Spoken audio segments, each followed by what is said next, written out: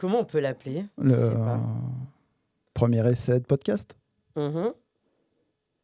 Podcast Ouais. vidéo. Allez, on Mhm. commence. Un C'est parti? podcast vidéo? Ok. Je t'écoute, on se lance. Attends, on attend le réalisateur quand même. Ouais. Gilbert, on est bon? Ouais, On est bon. C'est bon? C'est parti. Comme tu es là, faut pas que tu bouges ta tête. D'accord. Je bouge pas ma tête. Évite ça. Ok. Je vais éviter de bouger la tête alors. Si tu bouges plus, Non, je me détends. Ouais, Ouais. respire un coup. Respirer, ça fait du bien. Hein. Ça fait du bien, Respirer comme si votre vie en dépendait. Ah bah oui. Mais c'est inconscient. On est d'accord. C'est parti? C'est parti. Maurienne, projet, relation, fibre, photo, réseau, télévision, équipe, espace, ciel, bénévole, savoir, organisateur, introspection, nature, lave torrentielle, philosophie, congrès, assise, rock, podcast, écologie, énergie, histoire. La liste est longue et non exhaustive. Ces mots, je les ai piochés simplement dans ma mémoire pour débuter cet entretien particulier et pour toucher du doigt l'étendue de ce personnage à la fois discret et persuasif, autant connecté au monde qu'à la nature. Une personnalité mauriennaise multipotentielle et intégrative. Un homme qui intègre tout, qui collabore, qui a soif de connaissances et d'échanges, qui entreprend sur l'humain et sur la vie. Son nom veut dire doux, modéré, vertueux, modeste, et son prénom signifie qui protège les hommes. Bonjour Alexandre Modesto. Waouh. Quel saut à l'intérieur de moi. Bonjour. Bonjour. Comment ça va? Ça va bien. Ça va bien. Ça fait bizarre d'avoir des mots qui décrivent autant de choses, ce que je suis en fin de compte. Ouais. Alors qui es-tu? Alexandre, 43 ans, natif de Saint-Julien-Mont-Denis, dans la vallée de la Maurienne en Savoie. Oui. Je suis effectivement tout ça, toutes ces choses-là. Je pense que ça fait une bonne base pour en parler. Oui. Pour- C'est quoi le mot qui résonne encore dans la liste de mots? Rock torrentiel. Du rock torrentiel. Ouais, c'est le bruit des rocs, Ouais. le bruit des blocs torrentiels, puisque je me suis baladé tout à l'heure dans un torrent qui me plaît pas mal, qui est le Rieu Sec. Ok.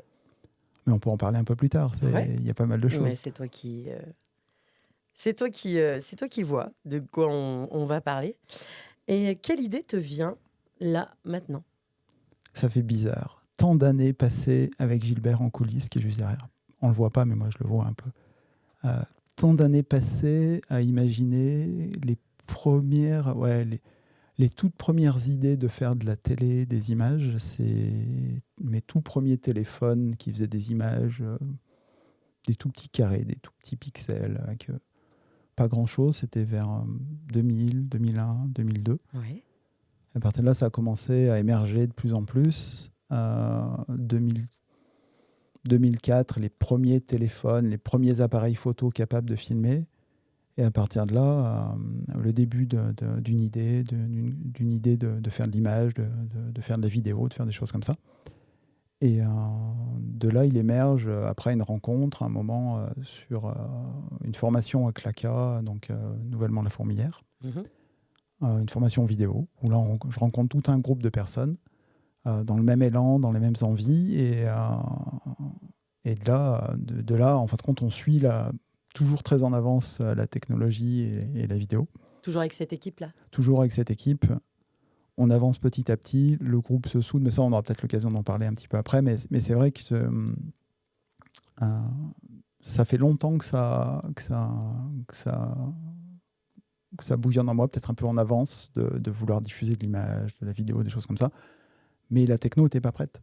En fin de compte, on n'avait pas de quoi faire transporter l'image et de faire des supports d'image de qualité. Et ça a pris pas mal de temps. Ça a pris de 2002 à 2024. Ah oui. Ça fait long. Et là, maintenant, 2024, je l'ai fait aussi jeudi avec Gilbert. Ma seconde interview, Maureen TV. C'est quand même étonnant d'avoir passé autant de temps à penser, imaginer, tester, fabriquer ça, aider les autres à le faire, et maintenant de se sentir prêt à le faire. Ouais, je mets quand même pas mal de temps à faire les choses. Ok. C'est Ça vient de quoi, ça? peut-être un besoin une sorte de perfectionnisme de l'extrême, peut-être. Mhm. Et là, plus que de l'extrême, c'est quand je vois comment on s'est débrouillé. Par exemple, je reprends mon second exemple, ma seconde interview, puisqu'il n'y en a que deux. Euh, bizarrement, dans des stations de ski. La première était à La Toussuire. Et la seconde était à Valmeunier pour son anniversaire. Plus à l'aise, plus détendu, plus facile. Il aurait fallu peut-être un certain âge, je ne sais pas, ou une certaine quantité de phénomènes dans ma vie pour que je me sente prêt à faire des interviews. Et Le savoir et l'expérience, alors, du coup. le savoir, l'expérience, et puis se sentir prêt au bon moment, quoi. Mhm. C'est quoi être prêt pour toi? Être prêt, c'est de ne plus avoir d'appréhension. Ok. Plus avoir de peur ou de choses infondées. Voilà, il n'y a plus de... C'est possible.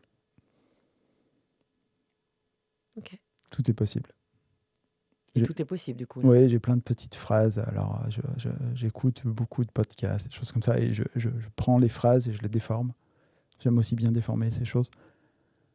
Un des podcasts, mais on aura l'occasion d'en parler un peu, parce qu'il y a plein de petites histoires autour d'un podcasteur français que j'écoute. Et moi, j'aime bien déformer toutes leurs petites phrases anglaises, des choses comme ça. Vu de ma petite Maurienne et de ma petite montagne, je ne suis pas dans le monde urbain. Souvent, j'aime bien dire l'univers n'est pas la limite, universe is not the limit. Alors, avec mon anglais, un peu, voilà, mais l'univers n'est pas la limite. Ça donne un peu les limites que j'ai. Il n'y en a pas. Ok. Et Parce- pourquoi la Maurienne, alors?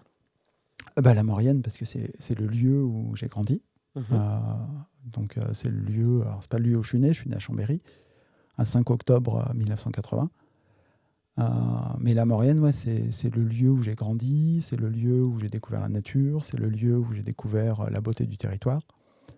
Et malgré ce qu'on peut s'imaginer, te dire c'est un lieu loin de tout, on ne peut rien y faire, etc., moi je suis content parce qu'il y a la nature. Et c'est ce lieu où j'ai grandi dans cette nature qui me fait du bien, Ok. qui m'enrichit. La montagne, La montagne, les laves torrentielles. les laves torrentielles. Mais on y reviendra sur les laves torrentielles. C'est un des sujets. Je suis un peu youtubeur aussi. Ah oui? Alors, par quoi tu voudrais commencer? Par quoi qu'est-ce qui te vient en premier? Ce qui me vient en premier, c'est peut-être cette genèse de l'endroit où on est, là, ici. Ok. Le studio de Maurienne TV au sein de Créapol. Je pense que cette histoire, de ma vision, méritera qu'un jour on fasse parler la personne qui est derrière la régie, mais de ma vision, comment je l'ai vécu et les difficultés, presque une... alors c'est mes termes à moi, mais ils sortent comme ça, notre start-up avec que dalle. C'est ça qui est intéressant. Parti de rien. Parti d'un groupe de personnes Avec des idées. avec des idées, des contraintes, de sacrées contraintes, un formateur compliqué, très compliqué, qui nous a valu des prises de tête sans fin, quoi. On a passé énormément de temps à déverminer toutes les prises de tête et toutes les problématiques qu'il nous a posées. Il était, de ma vision, on en a souvent parlé dans le groupe, mais de ma vision, je pense qu'il n'avait jamais fait de vidéo. Mais il était bon techniquement sur tous les sujets. Il avait dû potasser tous les livres pour faire de la vidéo, ça devait être son rêve. Mais je me souviens d'un moment où la thématique du stage, c'était les coulisses du Tour de France, première arrivée à La Toussuire, premier départ à Saint-Jean. Et donc on avait fait différentes thématiques, dont une thématique sur les métiers, si je ne me trompe pas. Et dans ces métiers, on était allé avec Gilbert et Victor, cette personne. On était allé au col du Galibier. Et ce jour-là, on en avait reparlé avec Gilbert, mais j'avais l'impression qu'il n'avait jamais filmé, quoi. Limite, il avait une caméra à la fenêtre de la déneigeuse au col du Galibier. Je crois que l'un des souvenirs amusants, c'est qu'il s'était pris toute la neige à la gueule quand il filmait. Pendant que nous, on était dehors avec un trépied en train d'essayer de faire des images, surtout Gilbert. Moi, je les accompagnais. Moi, dans mon optique, même dans les premières années sur ça, c'était de faire de l'image sur ce qu'il faisait. Ça a toujours été ça, mon optique. C'était de mettre en valeur le groupe et la manière de faire. Donc, j'ai souvent peu filmé et peu interviewé. Finalement, je suis à 2 au compteur. Mais j'ai surtout pris un soin méticuleux d'avoir une culture de l'image sur raconter ce récit de ce qu'on allait faire. Et donc là, moi je les suivais pour les prendre en photo, quoi. Surtout Gilbert qui montait le col du Galibier pour faire des images. Justement, Gilbert, Oui. c'est un personnage dans ta vie? Ah bah carrément, c'est un sacré personnage. Il a réussi à canaliser mon brouillon général, Ah, je d'accord. pense, dans pas mal de cas. Dis donc, c'est un sacré, Ouais, je pense. Et ça, sacré rôle. on doit être à, je sais pas, 15 000 heures de téléphone à peu près. D'accord. Ou peut-être plus, je sais pas. Je ne sais pas. Beaucoup. Ok. Quand on passe 15 ans au téléphone avec quelqu'un, ça fait long, hein. Oui. Même plus que 15 ans. 17, 18 ans. Oui, c'est presque un membre de ta famille. C'est presque ça, ouais, effectivement. Ok. Intéressant. Moi, j'avais préparé un Vas-y. petit portrait, un peu sous la forme d'un portrait chinois. Alors, si tu veux bien te prêter au jeu. Je me prête au jeu. Alors, si tu étais une texture, tu Si serais... j'étais une texture, l'idée qui me vient en tête, c'est une sorte de mousse. Une sorte de mousse avec des alvéoles. Je sais pas, c'est ce qui me vient en tête. Si tu étais une saveur, Si j'étais une saveur de la crème anglaise. Cette saveur-là me vient. Oh, c'est un Ok. peu mes goûts, ouais. ok. Si tu étais une odeur, Romarin. Ouais, une odeur de romarin. Ou de lavande, peut-être. si tu étais un son, Si j'étais un son, un tambour qui résonne. si tu étais une image, Si j'étais une image. Quand je dis ça, j'ai tellement d'images. Je suis la somme de toutes les images que j'ai pu prendre en photo. Donc ça fait beaucoup de pixels. Je suis plein d'images. Je ne sais pas répondre. si tu étais un mot, Rock. ok, merci. Qu'est-ce qui te vient là juste après ce petit portrait chinois de sensation? Effectivement, vu de l'extérieur, je dois ressembler à une sorte de galaxie d'idées, de choses. Ça tourne beaucoup, les choses autour de moi. Mais plus je vieillis, plus les choses tournent de manière coordonnée et positionnée, plus claire, plus posée. Et du coup, comment tu te sens, toi? Par rapport à tout ça, Ouais. beaucoup mieux. Ouais. Au tout début, c'est vrai que j'avais une foultitude d'activités en parallèle. J'avais ma vie professionnelle, donc les premières 8 heures. J'avais les secondes 8 heures où je recherchais des choses pour faire cette chaîne télé, plus tout un tas de choses techniques, où j'avais des journées de 15-16 heures, je pense, les toutes premières années où on a fait cette télé. Donc dans les années 2000. Dans les années 2000, ouais. Ok. Et j'ai beaucoup, je dirais, fait de recherches pour comprendre comment faire les choses. Et ce qui nous a sans doute permis, si je prends le cas de la télé, mais pas que la télé, aussi sur d'autres choses, d'avoir les bons choix et d'aller dans le bon sens. Concrètement, je prends l'exemple de la télé, je me souviens avoir beaucoup poussé pour qu'on n'utilise pas de bande. J'avais vu d'autres télés de type 8 Mont Blanc, autre chose comme ça. Ils avaient des bandes, ils avaient tout un tas de trucs. Ça aurait coûté un budget pharaonique. Dès le début, vers 2010-2011, on a eu des appareils numériques. D'accord. Donc directement sans cassette, quoi. Donc beaucoup de prospective, beaucoup de recherche. Donc les 10 premières années. Les 10 premières années, très actives sur la recherche, sur technique, infrastructure, comment on fait, tout entremêlé entre le travail, la vie perso, la vie professionnelle, ces sujets qu'on a évoqués tout à l'heure de fibre optique, de réseau, avec aussi cette vision depuis les années 2002, où là j'ai rencontré quelqu'un d'important pour moi qui s'appelle Jean-Michel Billot, qui est une sorte de gourou de la technologie, mais bien avant toute cette ère moderne, quoi. Mhm. Dans les années 90-2000, il commençait déjà à parler d'Internet, disant que ça allait être une révolution, que ça allait être tout un tas de choses intéressantes. Il était venu là parce que j'ai envoyé un mail. Donc j'ai envoyé un mail et il est venu à un événement au Salon du Livre, où il y avait le Salon du Livre Communication des technologies, pardon. Et donc il est venu, il a fait un discours devant tout le monde et il nous a expliqué que le futur, ça allait être de la 3D et tout un tas de choses.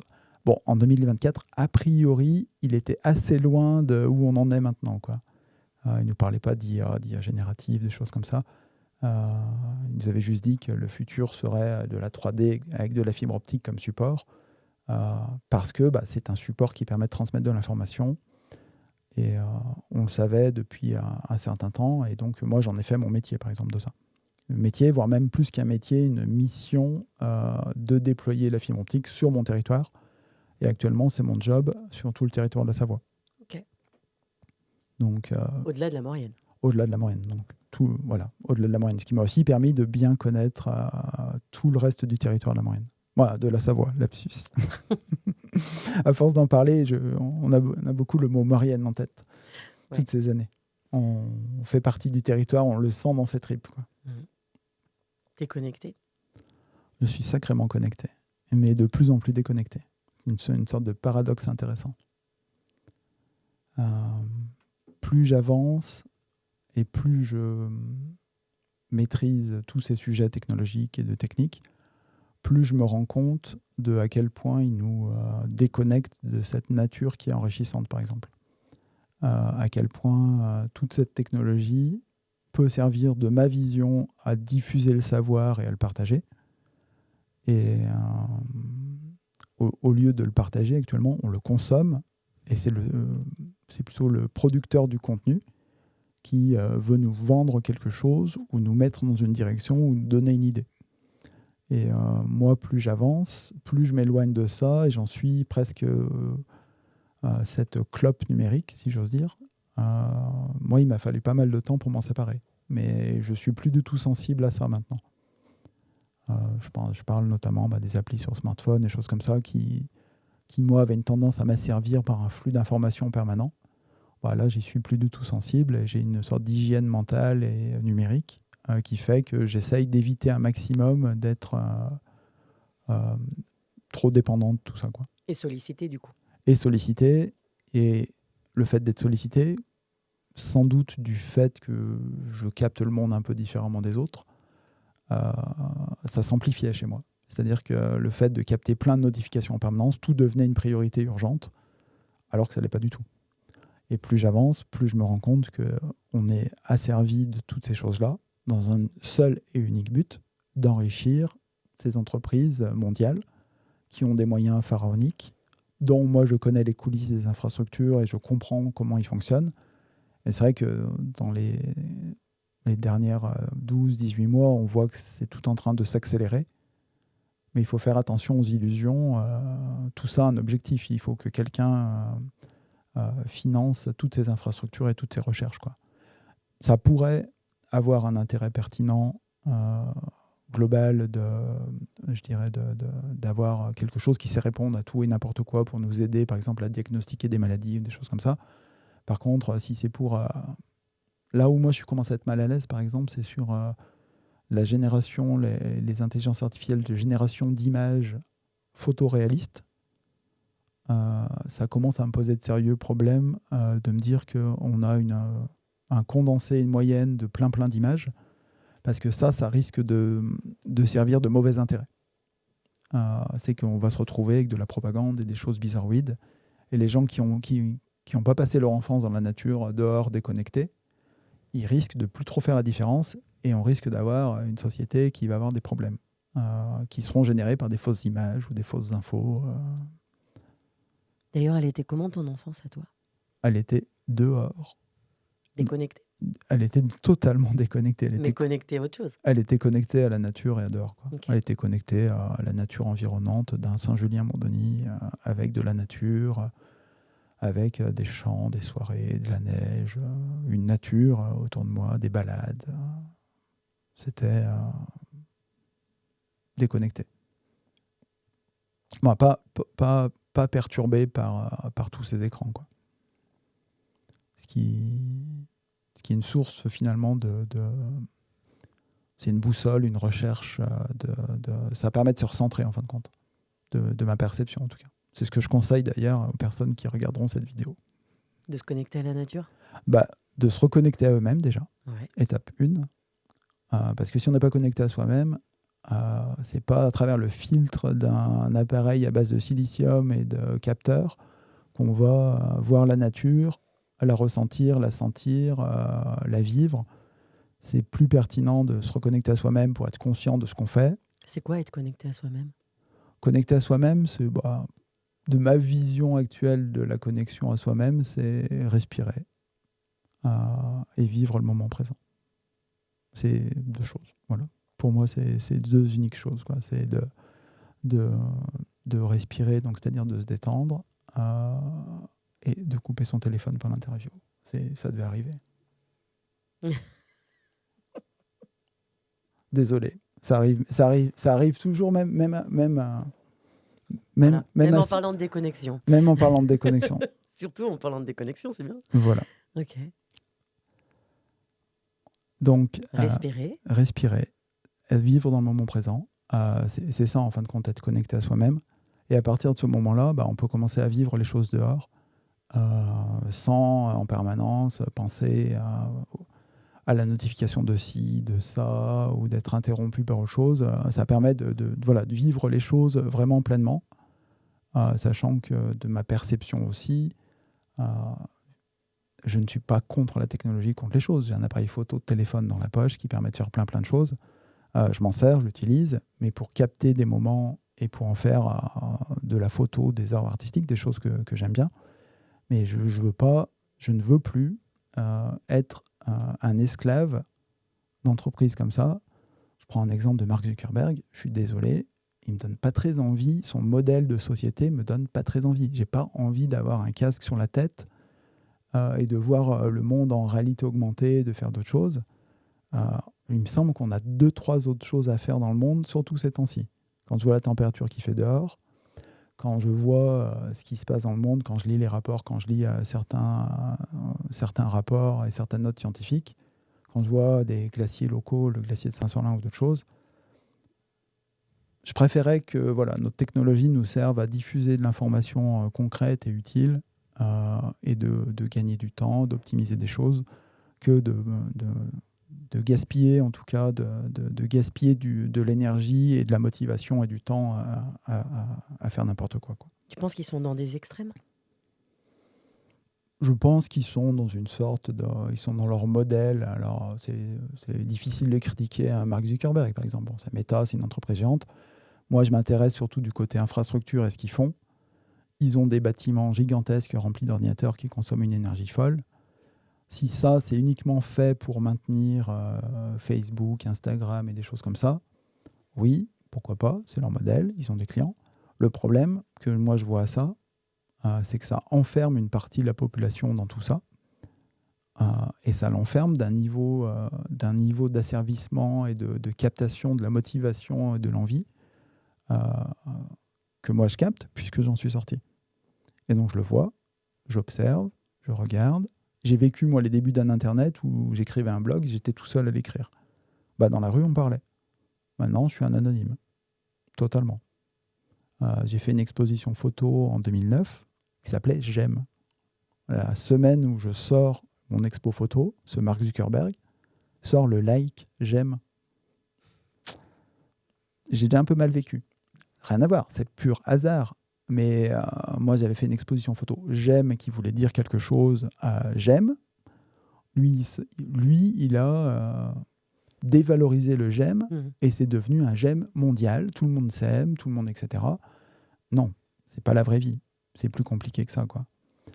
Mais lui, le like, tout le monde maintenant fait des likes. Depuis 2009, tout le monde fait des likes à tout va. Mais quand je marche dans la rue, des gens que je peux liker ou interagir dans le monde numérique, ils me passent à côté sans me regarder. On a peut-être quelques questions à se poser dans ce monde. Le rapport aux autres? Le rapport aux autres et notre rapport à la technologie et notre rapport à l'univers. Ok, il n'a pas de limite, mais sur Terre, il a des limites planétaires. Et ce serait peut-être bien qu'on commence à se reconnecter à soi-même pour dire « je suis là dans le moment présent ». Dehors, on est le 1er mars, tout commence à être en fleurs, il fait 14 degrés, ça essaye de neiger. Oui, ça essaye de neiger. Ça essaie de neiger, mais ça peut pas. Moi, le premier, je sais pourquoi. J'ai compris, en fin de compte, c'est que le grand résumé, je ne veux pas jouer l'expert des choses, mais chaque année, on a des événements de plus en plus extrêmes, de plus en plus compliqués. C'est en train d'accélérer. On est dans une phase d'accélération et c'est là qu'on a, je pense, besoin vraiment de se reconnecter à nous-mêmes, de se sentir dans le moment présent, de voir ce qui se passe autour de nous. Et c'est là que j'ai ma passion, par exemple, pour les laves torrentielles et grosso modo la montagne, la géologie, toutes ces choses-là. C'est ça ton astuce? Ta technique pour te reconnecter? Oui, donner un exemple. Sur ma chaîne YouTube, je suis youtubeur de laves torrentielles. J'ai, je crois, dernière en date, je dois avoir 8 500 000 vues. Ah oui, quand même. Pour un torrent. Bon, deux torrents. Le torrent de Saint-Julien. Ouais, voilà. D'accord. Peut-être donc de Saint-Julien à Montdenis. Le torrent originaire de Montdenis et arrivant à Saint-Julien. J'ai eu une expérience passée fort intéressante quand j'avais 7 ans, si je dis pas 1987, si je dis pas de bêtises. J'habitais sur le bas de Saint-Julien-Montdenis, donc dans le quartier de la Gare. Aujourd'hui, il y a une autoroute dessus. Il en reste un mur. Pour ceux qui passent sur l'autoroute, ils verront qu'il y a un mur. C'est l'ancien mur du quartier de la Gare.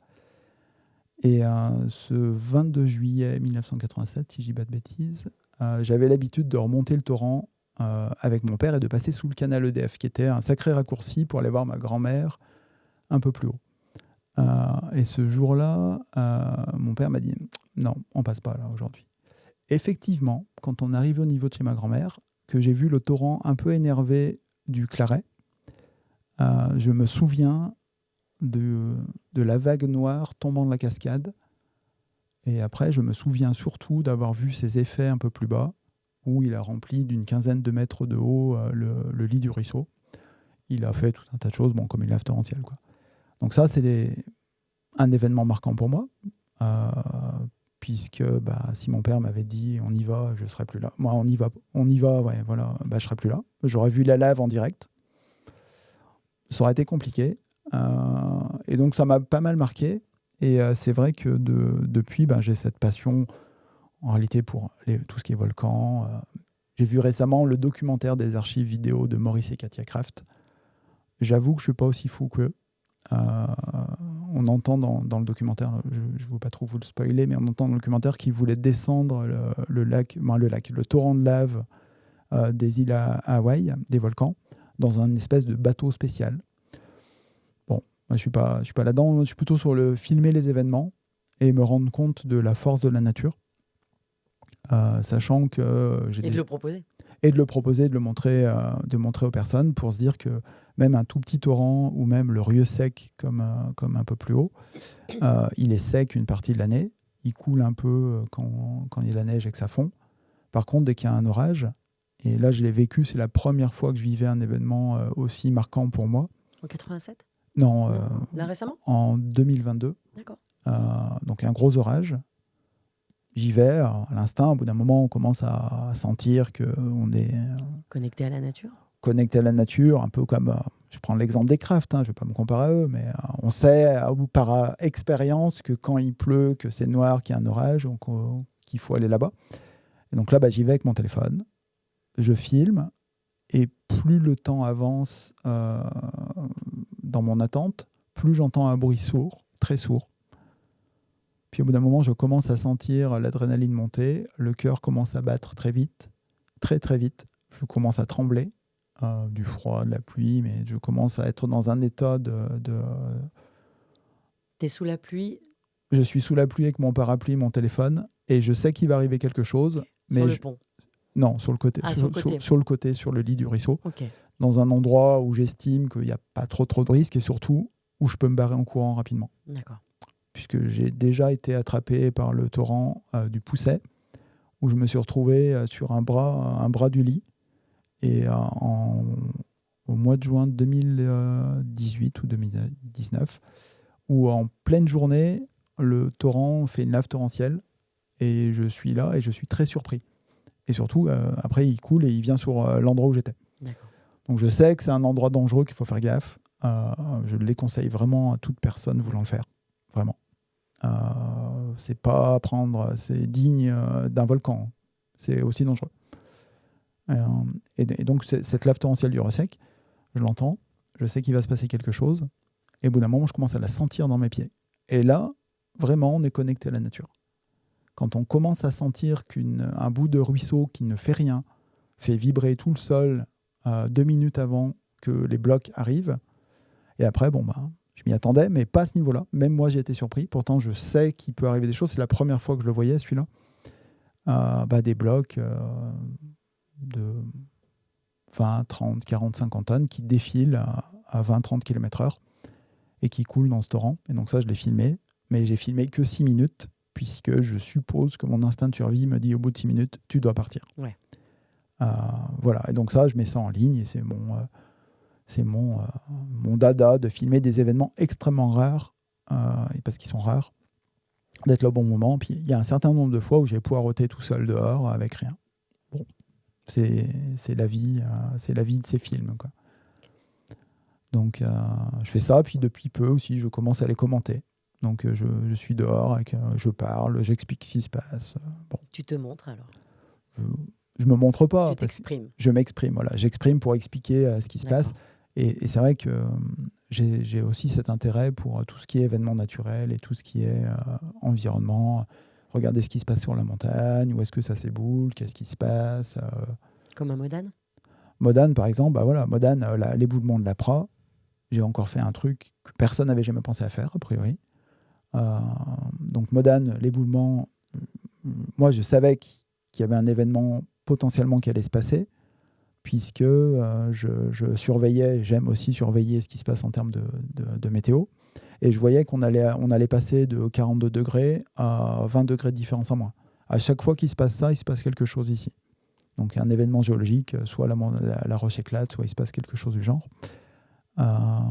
Et donc là, il s'est passé effectivement quelque chose. Ça avait déjà commencé sur d'autres territoires, dans les Hautes-Alpes, etc. Ça avait commencé à bouger.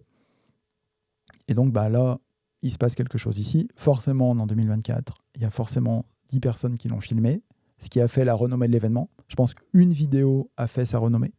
Donc il y a une personne qui a filmé le gros éboulement. Mmh. Et moi, par rapport à ça, qu'est-ce que j'en ai fait? Je me suis dit, je suis allé voir, bien sûr. France 2 m'a interviewé, je ne suis pas passé. Bon, je me disais, ça aurait pu être marrant. Donc j'ai fait quelques photos, je me suis dit, c'est trop dommage, j'arrive pas à me rendre compte, on est trop loin, on ne voit pas. Donc une chaîne italienne a fait un survol en drone, qui à mon avis n'était pas tout à fait autorisé. Ça m'étonnerait qu'on ait le droit de survoler l'autoroute et la voie ferrée, etc. Mais c'est une vidéo de super haute qualité, qui a plein de trajectoires assez rectilignes. J'ai pris cette vidéo, je l'ai décomposée en plein d'images. Modélisé. Je l'ai modélisé en 3D dans un logiciel qui permet de faire ça, et j'en ai fait un modèle 3D que j'ai mis en ligne. Et là, dans le réseau social LinkedIn, je suis quand même pas totalement en dehors de toutes ces choses-là, parce que pour l'instant, j'y trouve un intérêt personnel et professionnel aussi, ouais. à être sur ce réseau. J'ai publié ça, et là tout le monde s'est emballé sur ce modèle 3D, ce qui me fait aussi penser qu'on a, pour se reconnecter à la nature et aux choses, on a besoin d'avoir des modèles qui représentent le monde réel. De la cartographie, des modèles 3D. Sinon, on parle de choses... Moi, mon objectif, c'était de voir la taille des blocs et de me rendre compte à l'échelle de quelle était la taille des blocs qui étaient tombés sur la départementale. D'accord. Pour comprendre. Voilà. Donc, j'ai fait ce modèle 3D, je l'ai publié, et ça m'a engendré tout un tas de contacts et de... je suis intervenu dans une réunion ils appellent ça de jumeaux numériques. Donc il y a le terrain, et on en fait un jumeau numérique par des techniques de scan 3D de ce genre-là. D'accord. Sauf que quand eux font ça d'habitude, ils le font à partir de tout un tas de techniques, de drones et de choses comme ça. Moi, je l'ai fait à partir d'images que j'ai trouvées sur Internet, quoi. D'accord. Et ce qui a perturbé, moi, les gens m'ont même demandé comment tu as fait. J'ai dit, j'ai pris les images, je les ai décomposées, j'ai mis dans le logiciel, ça fait un modèle 3D. Donc, assez souvent, on va dire que j'ai cette aptitude d'autodidacte, d'apprentissage seul et de détecter des innovations, quoi. Bon, des manières de faire, en fin de compte. Un innovateur. Innovateur, mais en réalité, je ne suis pas le seul. Il y en a plein à la vallée, oui. De partout. Parce qu'on a une vallée qui est soumise à des contraintes, de ma perception. Je reprends mon exemple de ma seconde interview à Valmenier. Je me rends compte en échangeant avec le maire, le maire actuel et l'ancien maire, je me rends compte qu'eux-mêmes sont des innovateurs parce qu'ils ont sauvé leur village par une station de ski. Et ils expliquent ce qu'ils ont fait. Alors les témoignages sont différents, mais ils expliquent que les usines en Valais leur prenaient des habitants. Les gens arrêtaient de vivre au pays, donc à Valmonier. Ils descendaient à Saint-Michel. Au bout d'un moment, ils avaient des bus qui les amenaient. Donc eux, ils ont réagi de manière à défendre leur village et leur vie. Et c'est là qu'ils ont commencé à découvrir le ski, le tester, envisager de faire une station, trouver des moyens. Ils nous expliquaient qu'ils étaient allés prospecter dans toutes les stations des Alpes pour voir, trouver des investisseurs, comment faire. C'est vrai que quand j'entends, toujours dans mes podcasts que j'écoute d'entrepreneurs et de choses comme ça, j'entends des personnes, on pitch, on défend des choses, etc. Bien sûr, mais les gens de la montagne sont des start-upers nés, quoi. Parce que tu crois que la contrainte amène à l'innovation ? Donc, carrément. Et la contrainte et la réduction volontaire de moyens, je pense même. C'est-à-dire Des moyens. de ne pas se dire qu'on a... je reprends l'exemple des start-upers. C'est très bien d'avoir énormément de moyens, de faire des outils à très grande échelle qui permettent d'innover certaines choses. Dans mes idées, des Blablacar, c'est pertinent. Des mutuelles, je pense à des Alan, des gens comme ça, etc. Il y a tout un tas de choses qui sont vraiment utiles. Par contre, à contrario, il y a quand même énormément de choses qui, de ma perception, malheureusement, sont un peu trop déconnectées de nos problématiques du moment. Avoir certains outils, certains produits, c'est bien, ça peut permettre de créer de la valeur, de faire des choses comme ça. Mais il me semble quand même qu'on commence à avoir de sérieux problèmes dehors. Et il faut qu'on se reconnecte à soi-même, qu'on se reconnecte aux autres et qu'on fasse un peu du lien et qu'on fasse du commun pour commencer à se dire les prochaines vagues qui nous arrivent dessus, comment on la surfe plutôt que se la prendre sur la tête. Et c'est un peu imagé, mais ça pourrait arriver, quoi. Je pense la Vésubie, il y a eu d'énormes problèmes parce qu'il y a eu d'énormes problèmes de précipitation. Donc le gentil torrent est devenu le mauvais ruisseau. Et le mauvais ruisseau, c'est peut-être l'étymologie de Maurienne. On n'est pas à l'abri d'avoir ça aussi ici. Il suffit de regarder le mois de novembre passé. Il se met à pleuvoir. On a des endroits où... on l'a filmé par exemple avec Maurienne TV. Saint-Sorlin, il y a plein d'endroits où il y a des mauvais ruisseaux à petite échelle. Mais bizarre, il y avait un oratoire qui était posé au sommet du ruisseau. Il y avait une église qui était posée en bas. Est-ce qu'il y a des hasards dans ce qu'on fait ? Je pense à Montdenis, Notre-Dame-des-Neiges, où l'avalanche s'arrêtait. Je pense à Serpollière, à Saint-Julien, où on a une chapelle, on a un oratoire, et bizarrement, juste en face, on a un éboulement. Oui, les choses ont déjà été faites. Voilà, les choses ont déjà été faites. Et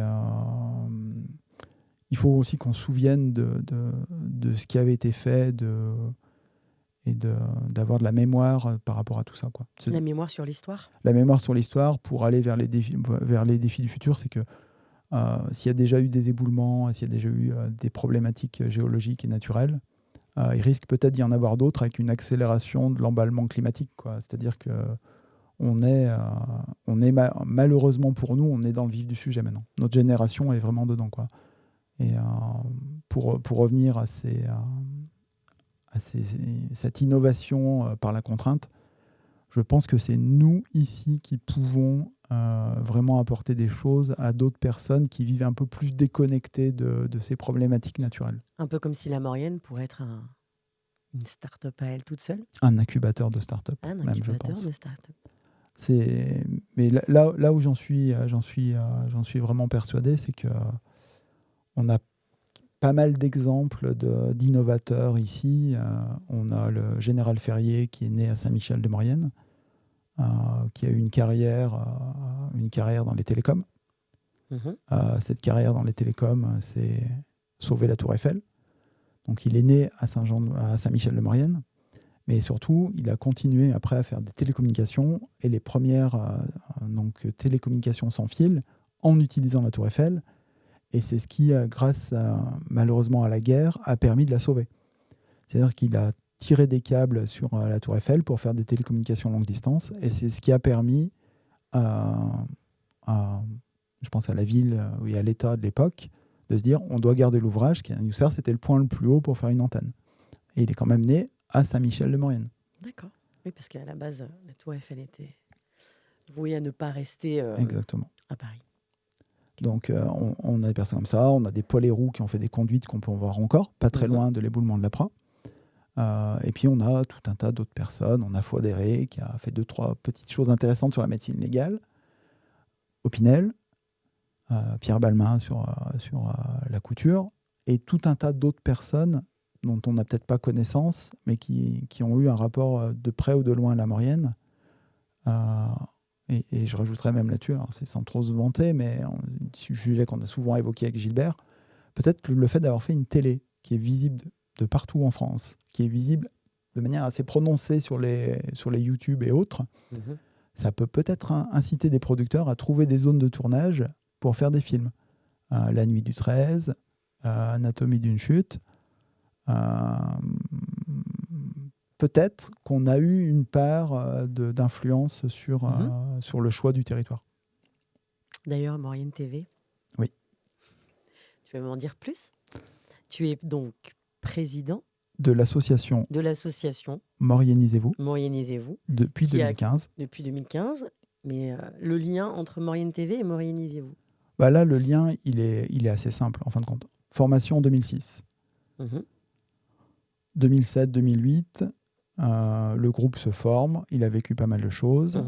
Et là, ce groupe se dit, et si on faisait une chaîne télé locale? Cette chaîne télé locale, il fallait du monde pour le faire. Ce monde, c'est Gilbert qui était le plus disponible d'entre nous tous, au chômage, donc beaucoup de temps.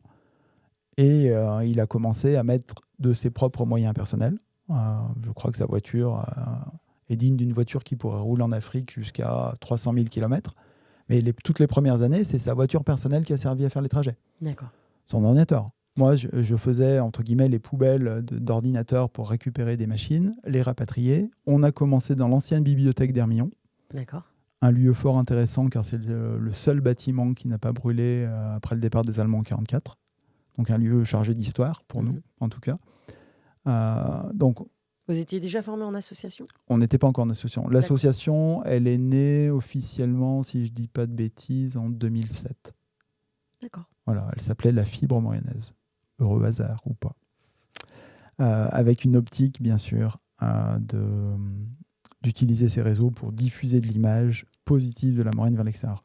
Donc dès le début, l'association, elle s'est dit, bien avant que toutes ces chaînes télé hyper actives qui rabâchent des sujets en permanence toute la journée, avant que toutes ces chaînes télé existent, nous, on s'était déjà positionné sur une image positive de la vallée. 2007, 2008, une crise mondiale financière. Nous, on était restés quand même sur le principe de valoriser la vallée de la Maurienne. Donc au tout début, on commence en mode association, on construit un projet, on le présente à la communauté de communes Cœur de Maurienne, sans Arvan à l'époque, parce que pas encore fusionné.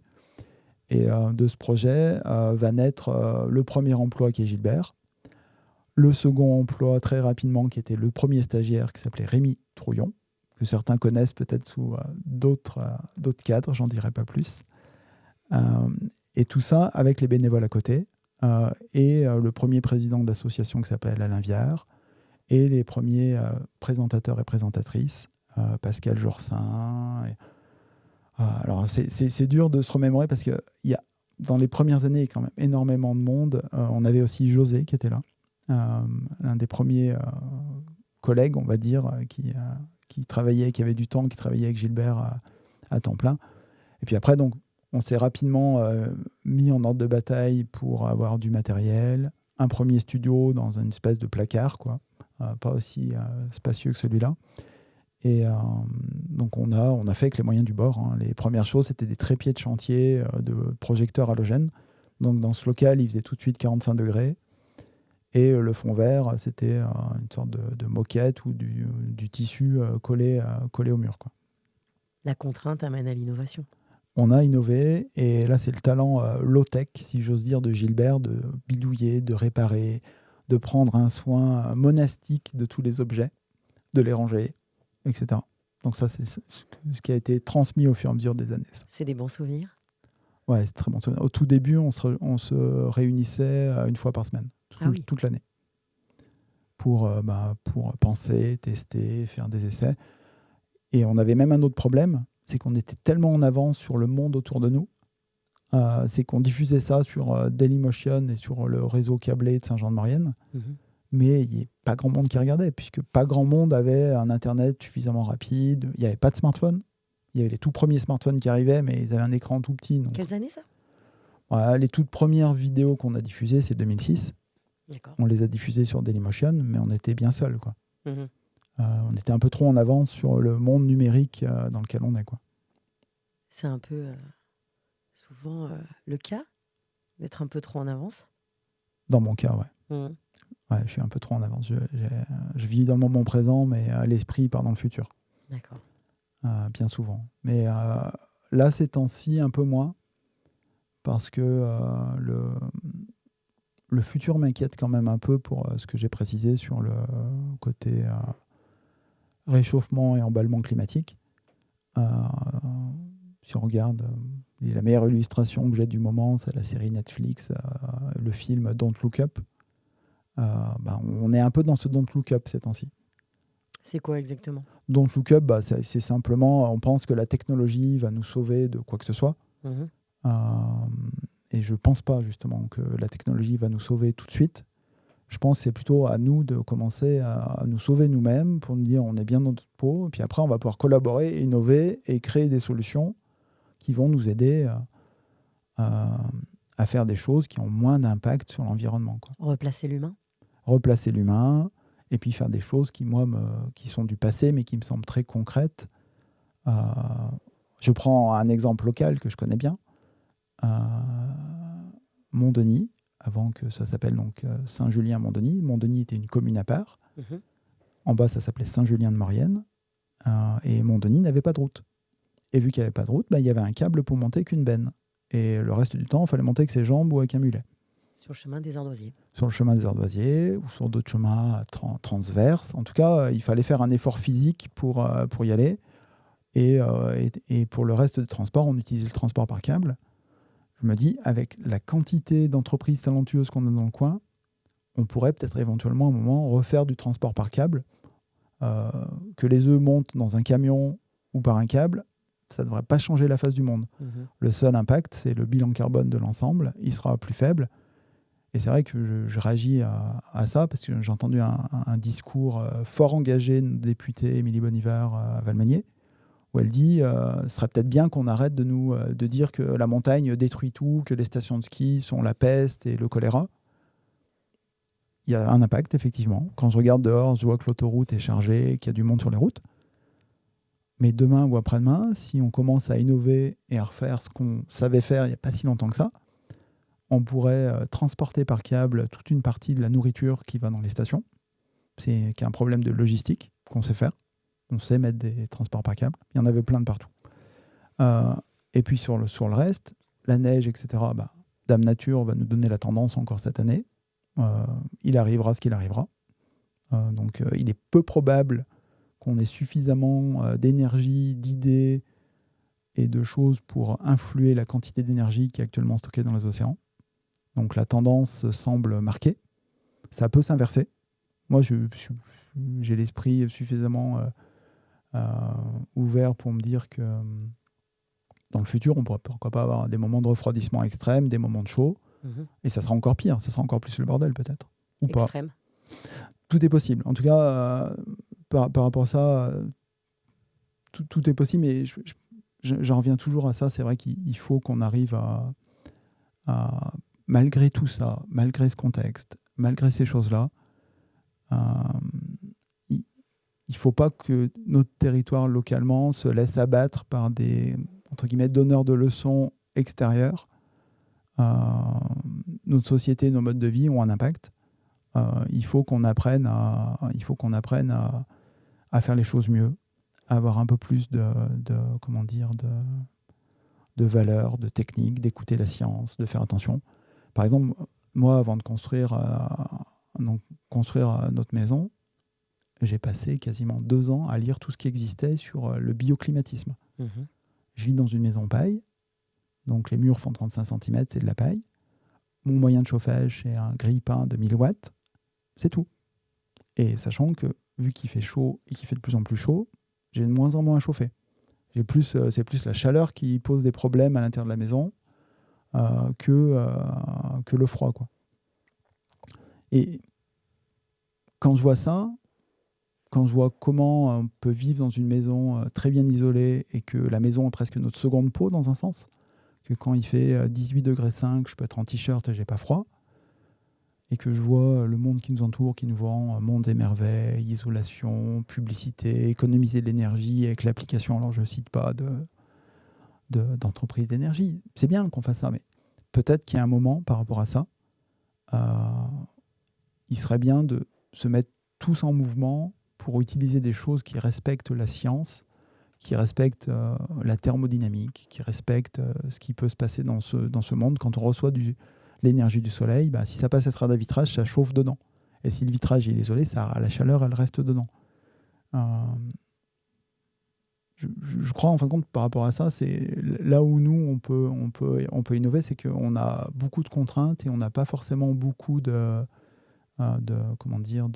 moyens financiers ou de moyens de diversité humaine. Une ville, c'est un endroit où ça bouillonne, quoi. Tandis que nous, ici, on est beaucoup plus contraints aussi par les relations humaines, quoi. Et ça, dans un sens, ça fait que ça nous montre un peu ce que ça peut être des petites entités humaines qui travaillent ensemble et qui sont solidaires et qui essayent de défendre leur territoire et leur mode de vie, quoi. Justement, est-ce que tu crois que les gens sont prêts ? Dame Nature va nous aider à être prêts, hein, de toute façon. C'est déjà en train de se passer, hein. C'est quand je discute avec Alan, qui est un ami météorologue, qui me dit, alors je ne suis pas très expert des chiffres, mais il me dit ça fait 25 mois qu'on est au-dessus des moyennes. Clairement, on est au-dessus, quoi. Et l'année passée, le jour le plus chaud de l'année passée, j'étais au sommet de l'Alpe d'Huez, et il faisait 12 degrés à 3200 mètres. On est au-dessus, ça monte, c'est les faits. Mais par rapport aux faits, comment on essaye d'aborder ça malgré tout de manière positive, comment on essaye d'adapter nos modes de vie, comment on essaye de penser demain, comment on essaye de construire demain ensemble. Je crois vraiment que nous, on a un endroit d'innovation par rapport à ça. C'est qu'on est tellement soumis à des contraintes, à de l'éloignement physique, à de l'éloignement par rapport aux sources financières, à de l'éloignement par rapport au centre de décision et l'hypercentralisation parisienne notamment de l'État. Ou des grosses villes. Ou des grosses villes. C'est sûr qu'on fait un peu peuple dans l'Amazonie, mais non, dans les faits, non. Je trouve qu'on est vraiment... les gens des montagnes sont vraiment des gens plus innovants. Je reprends les mots qui me sont encore en tête de jeudi soir à Valmeunier, hein, mais les gens sont beaucoup plus travailleurs, beaucoup plus engagés, ils croient dans ce qu'ils font, ils se démènent pour leur territoire. Il y a du talent aussi. Et il y a aussi beaucoup de talent et de créativité. Moi, ce que je remarque, par exemple, avec Morinisez-vous, le hashtag Morinisez-vous qui vit sa vie tout seul sur les réseaux sociaux, il y a très très peu de hashtag Morinisez-vous avec des visages. Le visage, c'est la nature. D'accord. En fin de compte, c'est une illustration de ce que aiment les gens. Ils utilisent ce hashtag pour dire « mon territoire, c'est ça ». Ils se matérialisent en le territoire. Et c'est vraiment quelque chose de marquant, ça, c'est qu'il y a très très peu de je montre mon visage, etc. Non, c'est l'inverse ici. Les gens sont des super VRP de leur territoire, quoi. Tourner vers l'extérieur. Tourner vers l'extérieur pour dire je vis un territoire très intéressant, je le défends. Après, effectivement, moi, ce qui me pose problème ces temps-ci par rapport à tout ça, c'est vrai que c'est tous ces donneurs de leçons et de nous dire faites comme ci, faites comme ça, etc. Oui, mais on a quand même nous aussi un écosystème, on a aussi le droit de vivre sur nos territoires. Les stations, leur mode de fonctionnement, les modèles économiques qu'on a actuellement, les modes de gouvernance, c'est compliqué en réalité, c'est très compliqué, quoi. Donc ça va prendre aussi un certain temps Pour évoluer. pour évoluer, pour changer. Et c'est là qu'on a besoin, je pense, de se reconnecter. Enfin, je reviens toujours à la même chose, mais de se reconnecter à soi-même, Oui, c'est important pour toi. de se connecter aux autres. Moi, ce que j'adore dans cette vallée, c'est, je prends l'exemple d'un festival où moi, j'en fais des images, des photos, de ma passion de la photo. C'est le festival des Capadio qui a lieu à Val d'Arc chaque année maintenant.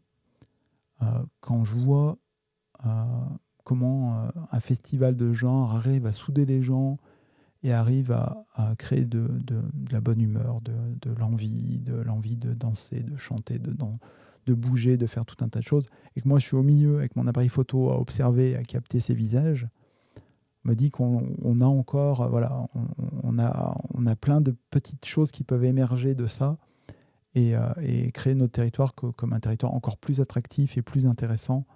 De toute façon, clairement, hein, je connais le sujet puisque c'est les 25 dernières années de ma vie. Du fait maintenant qu'on ait de l'infrastructure réseau qui nous permet de communiquer, de télétravailler de n'importe où, notre territoire va sans doute se repeupler de plus en plus parce que il y a plus.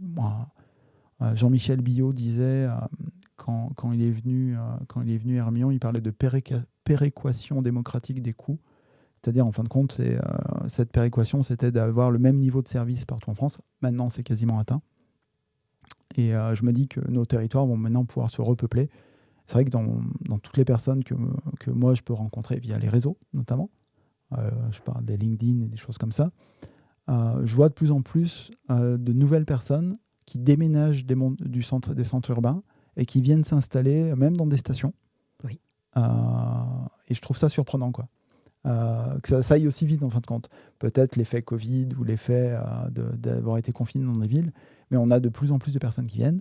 Les prérequis techniques, ils sont là. Hein. Il y a de l'habitat quand même qui est disponible.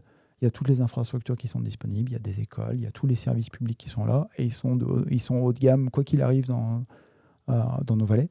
En plus, ils ont été peut-être aussi attirés par les stations. Ils ont aussi été attirés par les stations, par le fait d'avoir du ski encore à pas mal d'endroits. D'avoir aussi un côté estival qui est intéressant. Et puis, tout le hors-saison, où ils profitent de la nature et de l'environnement et des balades dans le coin.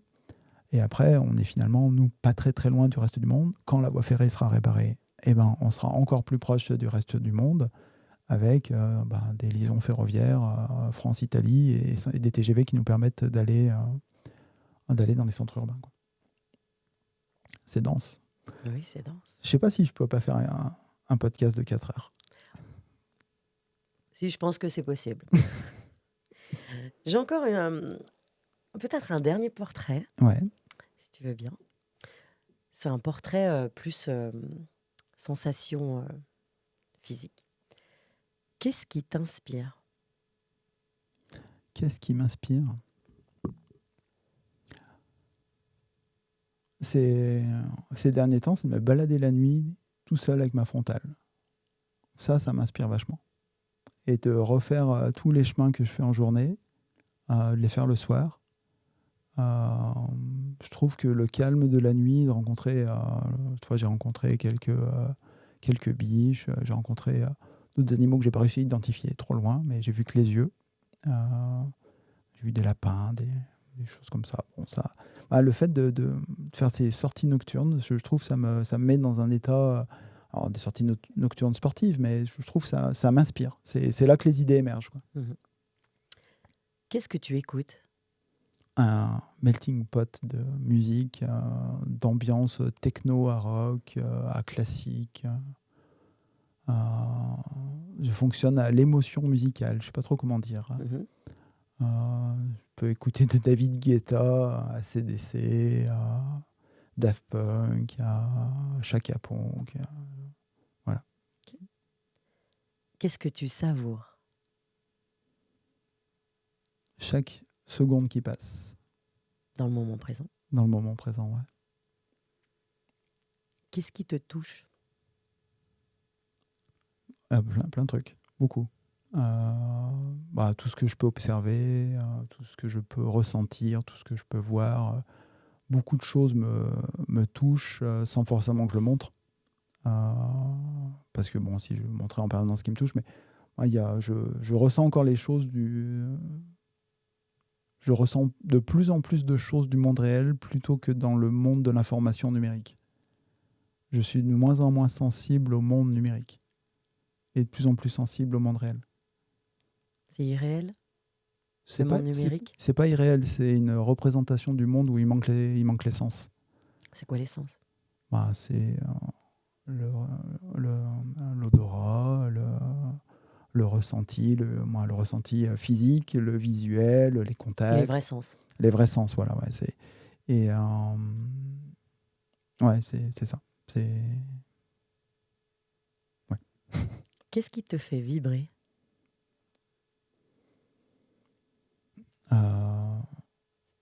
Ces derniers temps, de parler derrière un micro. Ça te fait vibrer? Ouais, j'aime bien. Ouais. Je trouve ça intéressant. Pareil, là, parler derrière un micro, raconter cette histoire, parce qu'il faut quand même que j'explique pourquoi je fais ça.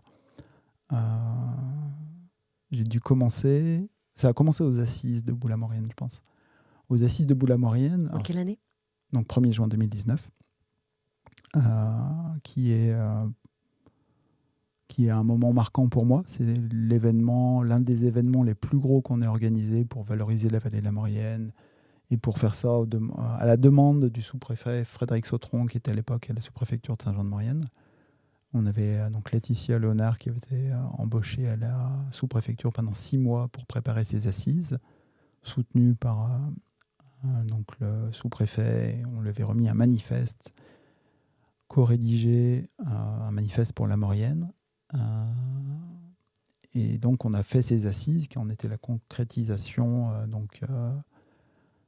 plus de 100 personnes dans la salle de la Croix des Têtes à Saint-Julien-Mont-Denis. Un élément marquant qui avait déjà commencé, qui était peut-être le début de ma prise de conscience. J'avais énormément insisté pour que l'événement se fasse sans téléphone portable pendant 3 heures. Ça faisait partie des conditions générales positives de l'événement. Ah, je m'en souviens pas. Chacun des membres avait accepté ces conditions générales positives en s'inscrivant aux assises et acceptait de ne pas servir de son téléphone pendant les 3 heures. Beaucoup ont respecté et c'était le début de ça. Et c'est ce jour-là que j'ai dit que nous allions créer une start-up de territoire. Alors, j'étais un peu loin du sujet et c'est ce jour-là que j'ai décidé de commencer à apprendre les start-up. Et c'est ce jour-là que j'ai commencé, un peu avant même, à écouter différents podcasts qui étaient pour moi le meilleur support d'écoute. Et c'est là que j'ai commencé à écouter quelqu'un que j'espère rencontrer, peut-être suite à cet épisode sur moi-même. Alors j'ai essayé de lui envoyer des messages et de lui offrir un petit cadeau local. Donc il s'appelle Mathieu Stéphanie, il fait un podcast qui s'appelle Génération Do It Yourself. Il a interviewé 300, alors je ne suis pas très bon sur les chiffres, je crois plus de 380 personnes. J'ai quasiment tout écouté, en marchant, en baladant, en voiture, etc. Et pour le remercier, je lui ai fait graver un couteau Pinel au nom de son entreprise que je voulais lui remettre à Grenoble, mais je l'ai loupé d'une journée. Et donc, il va lui être remis par une autre personne qui s'appelle Alexandre Jenny, qui est une connaissance à moi depuis fort longtemps. Et donc, en guise de remerciement, mais c'est vrai que j'ai aussi, je pense, cette capacité d'éponge à capter ses podcasts et à écouter tout ce qu'il a pu dire. Ça m'a vachement enrichi, en fait. C'est vraiment fort intéressant. C'est ça qui me fait vibrer, quoi, de parler, d'échanger.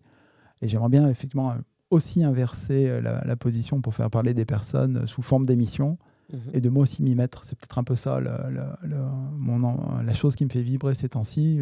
Comme je dis avec Gilbert à Valmenier, j'étais vraiment content de faire ces interviews que je n'ai pas du tout préparées.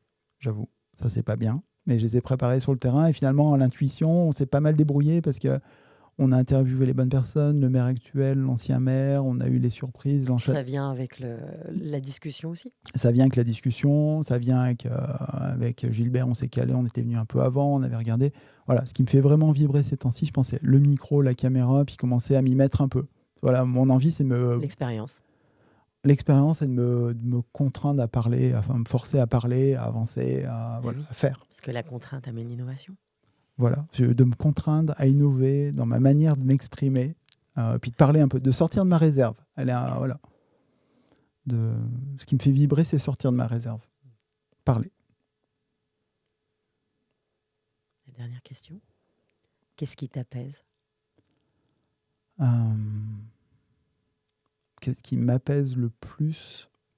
Toujours la même chose, je dirais, sortir dans la nature et pas forcément à l'autre bout du monde, quoi. C'est pas la Nouvelle-Zélande qui m'apaise, même si j'aimerais bien y aller par un moyen ou par un autre.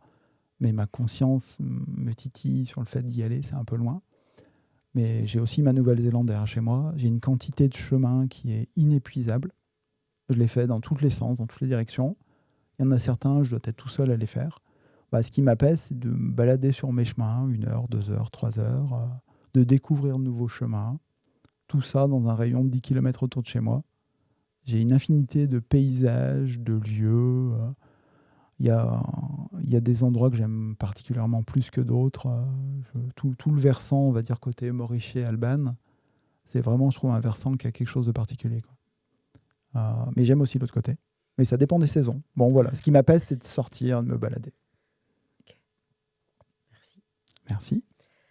Moi, ce que j'ai retenu, c'est la contrainte et l'innovation, la mémoire sur l'histoire, la Maurienne, incubateur de start-up, et que tu es dans le passé, dans le présent et dans le futur. Merci Alexandre. Merci Aurélie.